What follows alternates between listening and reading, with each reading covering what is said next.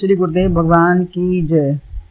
श्रीमद् भगवद गीता के 10वें अध्याय के 22वें श्लोक में भगवान ने अपनी विभूतियों का विशेष रूप से वर्णन करते हुए कहा है कि मैं वेदों में सामवेद, देवताओं में वासव, इंद्र, इंद्रियों में मन और भूतों में मैं चेतना का स्वरूप सब मेरा ही है। ज्ञान स्वरूप परमात्मा का वर्णन है। दूसरा कर्मयोग, हाथों के देवता इंद्र हैं। वर्णन भावना का है। कर्मयोग का वर्णन भावना का वर्णन है। भावना के साथ चेतना परमात्मा का स्वरूप ही है। ये सब मैं ही हूँ। सर्वत्र विभूतियाँ किस प्रकार से ओतप्रोत हैं, इसका दर्शन करना हमें आना चाहिए। भगवान ने इसमें 73 विभूतियों का वर्णन किया है। भगवान के सहस्त्रों नाम में एक नाम ऋषिकेश है, जो इंद्रियों का स्वामी मन है। वह परमात्मा है। मन को परमार्थ रूप परमात्मा से जोड़ो तो इसी का दर्शन व चिंतन प्राप्त होगा। जब मन को परमार्थ रूप परमात्मा से जोड़ेंगे तो इसी का चिंतन होगा। भूतों में मैं चेतना हूँ। पंचभूत जो हैं इनमें भी चेतना, पृथ्वी, जल, आकाश, वायु, अग्नि सर्व यद्यपि जड़ रूप हैं, लेकिन फिर भी चेतना है सब में। कभी पृथ्वी से खनिज, कोयला, लोहा, सोना, चांदी, हीरे, जवाहरात, कीड़े मकोड़े आदि उत्पन्न होते हैं और इसी से पंचभौतिक शरीर जीता जागता दिखाई देता है। जल में चेतना है, तभी उससे जीवन है। रसोह मप्सु कौन्तेय। तेज में जलन शक्ति है, प्रकाश है, ऊष्मा है, तेजस्विता है। यही चेतन शक्ति परमात्मा की चेतना है। जो उसमें विशेषता है वही परमात्मा की चेतनता है। वायु व्यष्टि की क्रिया है। श्वास प्रश्वास इसी से जीवन है। समष्टि की वायु चेतना देती है। इसमें चलन धावन की शक्ति है। यही चेतना है। आकाश में ही सब चेतनता है। आकाश में भी चेतनता है। देखो तो शून्य भी है और चेतनता भी।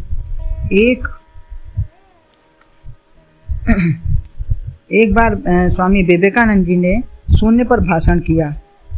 आकाश है, जीरो है। विश्व है, पूर्ण है, गोल है, ब्रह्मांड है, जहाँ जड़ चेतन सब प्राणी हैं। को अवकाश की नहुबिन पावे। तो चेतना जागृति का अवकाश सब आकाश से ही मिलता है। जितना है सब खालीपन। आकाश माने खालीपन, तो ये सब आकाश से ही मिलता है। अतः भगवान कहते हैं इन सभी जड़ पदार्थों में मैं चेतन रूप से हूँ। 13वें अध्याय में इसे क्षेत्र कहा गया है। महाभूतान अहंकारो और इच्छा दोषे सुख दुख संघात चेतना तिथि। तो संक्षेप में यह क्षेत्र है। विकारवान कहा गया है, इसको विकारवान भी कहा गया है। महाभूत और अहंकार, बुद्धि, अव्यक्त और 10 इंद्रियां और एक मन, 5 इंद्रियों के विषय, गोचर माने चरने के स्थान, इच्छा, द्वेष, सुख दुख, संघात, पिंड, शरीर, चेतनता, ये सब क्षेत्र हैं। जो शरीर में आने से हमको इनका अनुभव मालूम पड़ता है। धृति है, इसने सब शरीर को धारण किया है।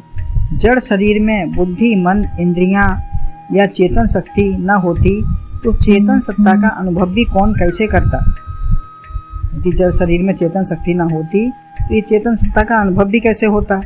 अतः यद्यपि जड़ है, फिर भी चेतन का जो समाया है उसका अनुसंधान करें, उसको जाने समझें।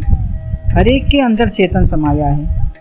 चेतन से ही सारी व्यापकता है, सब कुछ व्यवहार है। सारा शरीर का संघात चलता फिरता जो पुर्जा है, जैसे तमाम पुर्जों से दूरदर्शन, मोटर या रेडियो बना तो दिखाई सुनाई चलने देने लगा। लेकिन क्या यह जड़ है? ये सब चेतन है। जैसे यह सब खोल हैं, वैसे ही यह शरीर का एक खोल है। शरीर भी एक खोल है। यह शरीर की मोटर ना हो तो कहाँ जाओगे आओगे, क्या करोगे? अतः पुर्जे मिलकर यह चेतन गाड़ी चलने लगी। सारे पुर्जे मिलकर शरीर का खोल रूपी गाड़ी चलने लगी। आकाशवाणी सबके कानों में फिट है। आँखों के बल्ब दूरदर्शन है। इन सभी अंगों में चेतन शक्ति ही परमात्मा है। ये सब कहाँ से आई? तमाम क्रियाएं कैसे करता है? विचार, चिंतन, देखना, सुनना, सब जो क्रियाएं होती हैं तो चेतनता के द्वारा ही होती हैं। गर्भ में ही चेतना मिली तो हिलना डुलना ज्ञान विवेक आया, आना बाहर जान आया तो भगवत मिलन भजन की प्रतिज्ञा की, लेकिन यह संसार देखकर यहीं लिप्त हो गया। यह चेतन शक्ति अंग प्रत्यंग स्पष्ट नजर आती है। स्वामी ब्रह्मानंद जी को कीर्तन में कान हिलता था।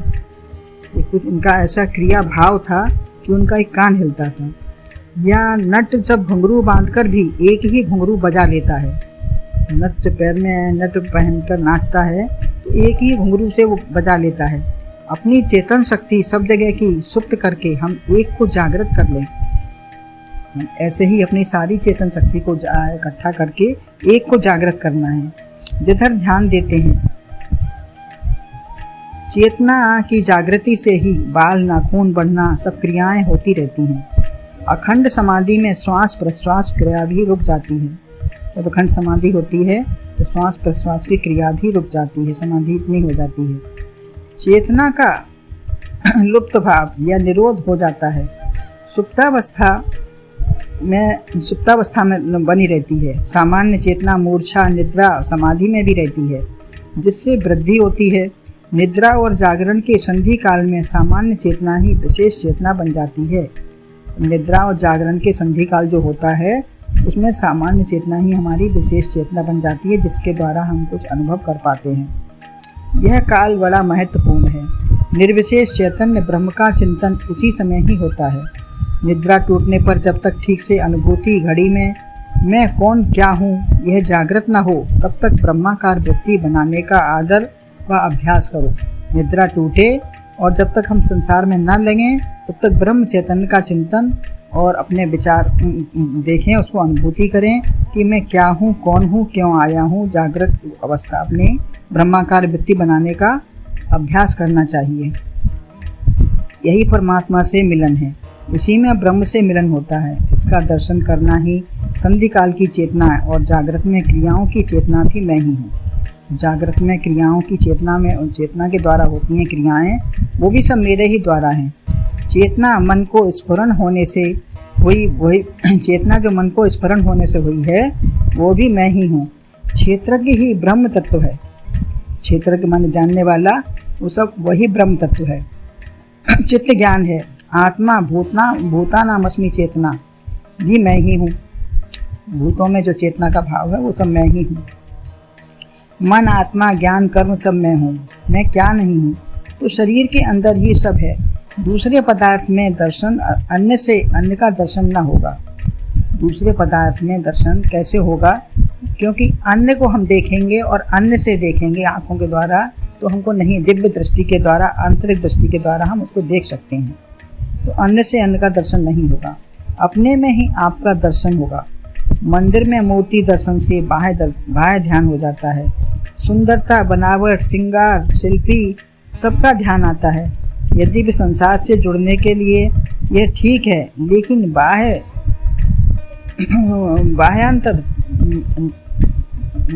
से भी अंदर दर्शन हो। बाहर के नेत्रों से भी जब अंदर का दर्शन होने लगे। तुम्हारे पास देवालय तुम्हारा मंदिर है, इसमें मैं चेतना, मन, कर्म, आत्मा के रूप में बैठा हूँ।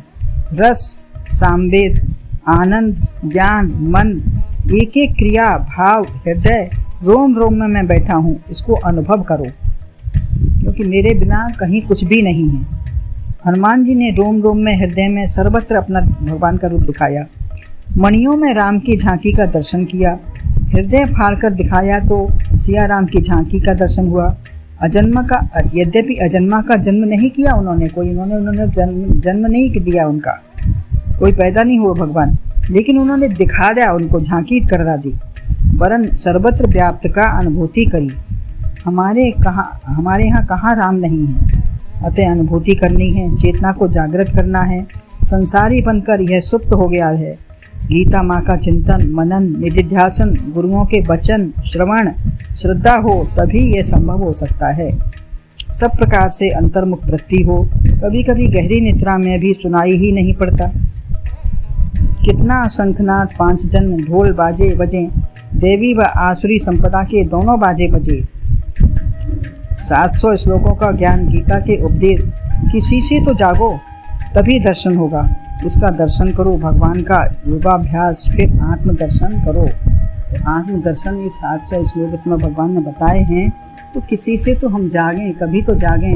किसी तरीके से भगवान ने हर अध्याय में अलग योग का वर्णन किया है कि किसी तरीके से जागृति हो।